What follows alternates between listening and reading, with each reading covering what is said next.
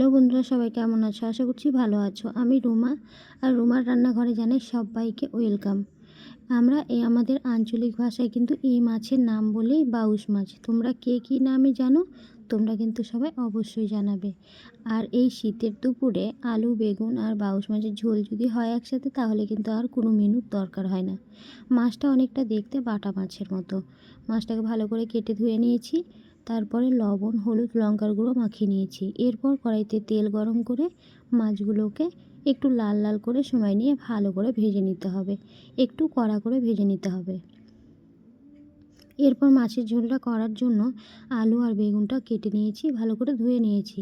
এরপর মশলা যেটা তৈরি করব সেটা হলো চালমগজ নিয়েছি, জোয়ান, মৌরি, গোটা জিরে, কাঁচা পাকা লঙ্কা, আদা নিয়েছি, টমেটো আর দুটো শুকনো লঙ্কা।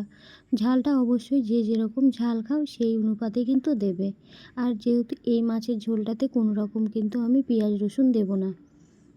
এরপর মাছগুলো উঠিয়ে নিয়েছি। এবার ওই তেলের মধ্যে বেগুনগুলো পরিমাণ মতো লবণ দিয়ে ঢাকনা চাপা দিয়ে একটু লাল লাল করে ভেজে নিতে হবে। ঢাকনা চাপা দিয়ে দিয়ে বেগুনগুলোকে সুন্দর করে লাল করে ভেজে নেব। দেখো, ঢাকনা চাপা দিয়ে দিয়ে যদি ভালো করে ভাজা হয়, তাহলে কিন্তু বেগুনগুলো খুব সুন্দরভাবে সেদ্ধ হয়ে যাবে।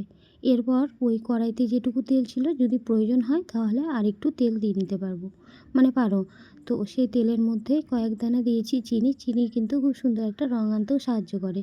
আর দিয়েছি 5 ফোড়ন, শুকনো লঙ্কা, তেজপাতা। ফোড়নটা একটু নাড়িয়ে নিয়ে তারপরে কেটে রাখা আলুগুলো দিয়ে দেবো। সাথে পরিমাণ মতো লবণ দিয়ে দেবো। লবণ দিয়ে একটু ঢাকনা চাপা দিয়ে লাল করে ভেজে নেব। ভালো করে আলুটা ভাজা হয়ে গেলে যে পেস্টটা করে রেখেছিলাম মশলাটা, সেই মশলাটা দিয়ে দেবো। আর রঙের জন্য দিয়ে দেবো হলুদ। ভালো করে কষাতে থাকবো যতক্ষণ অবধি কাঁচা গন্ধ না যাচ্ছে মশলার, ততক্ষণ অবধি ভালো করে কিন্তু কষিয়ে নেব। কষানো হয়ে গেলে পরিমাণ মতো জল দিয়ে দেবো।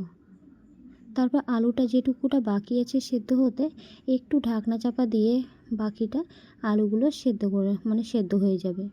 একটু ঢাকনা চাপা দিয়ে কিছুক্ষণ 5 থেকে 7 মিনিট রেখে ফুটে এলে তারপরে ভেজে রাখা বেগুন আর মাছগুলো দিয়ে আরও কিছুক্ষণ ফুটিয়ে নেব।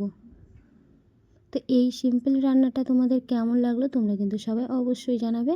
আর ভালো লাগলে একটা লাইক, কমেন্ট, শেয়ার করবে। আর আমার চ্যানেলে যারা নতুন এসেছো তারা কিন্তু একটা সাবস্ক্রাইব করে পাশে থেকো।